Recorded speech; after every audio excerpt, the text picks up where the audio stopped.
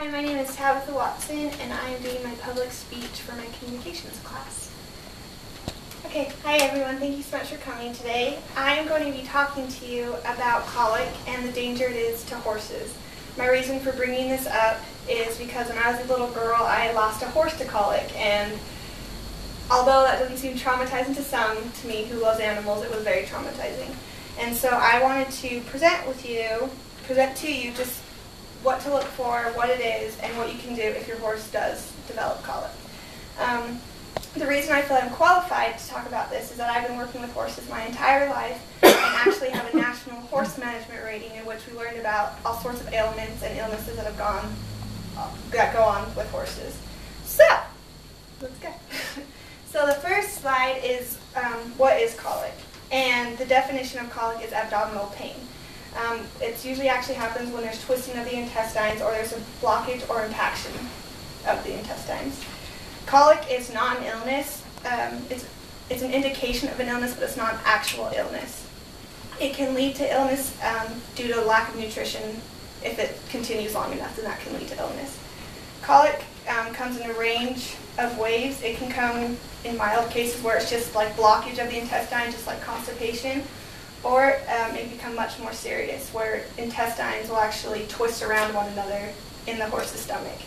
And in a conversation that I've had with a vet, that is when it gets to that point where the intestines are actually twisting, that's the point where death usually will occur. There are certain behaviors that you can look for when it comes to the disease that you know, so you know when the horse has it. There's external and internal behaviors. Some external behaviors to look for is if the horse is kicking out their stomach a lot, or if they roll around on the ground a lot. The reason that they roll around on the ground a lot is because they are trying to find a way to get that discomfort out of their stomach, and actually that causes more problem, because when they roll around, their intestines will become much more twisted. Fun fact. They will not be interested in food or water. They will not show any signs of interest in it, and they'll also be constipated. They won't be able to pass anything.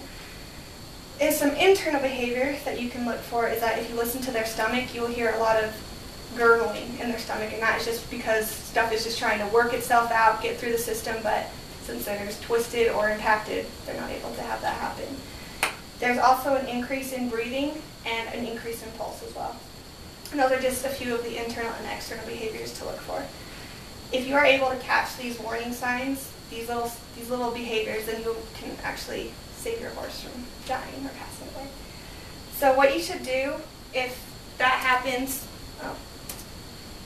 what you can do if that happens is call a professional. If you believe your horse does have colic and you're not sure what to do, the best solution is to call a vet. They can either tell you over the phone if it's a very serious case or just a mild case. And if you're still not sure about that, by all means take them into the vet. I've done that on numerous amounts of times. Things that you can do personally is, when I've had horses that have dealt with colic, one thing that I always do is I go out and walk them. And walking them around a lot gets things moving, and it gets things flowing sometimes, and juices will start happening if you walk them around. Don't let your horse roll while you're walking them, just because, like I said before, once they start rolling, then intestines will start to become more impacted and more twisted. Allow them to have unlimited access to water, because if they are drinking or eating, that's a good sign, because that's showing that things are moving through their intestines and that it's starting to work out. Allow them to pass manure or anything like that. If they have to go to the bathroom, by all means let it happen. That shows that things have resolved themselves, and the more you just keep walking them, like I said, the better it is. And keep them walking at all times, like I mentioned before. In conclusion, now that you guys have noticed the external signs, internal signs, and what colic is and what to do when it happens, you can definitely save yourselves from having some little horse that you love passing away from colic. And thank you guys again for watching.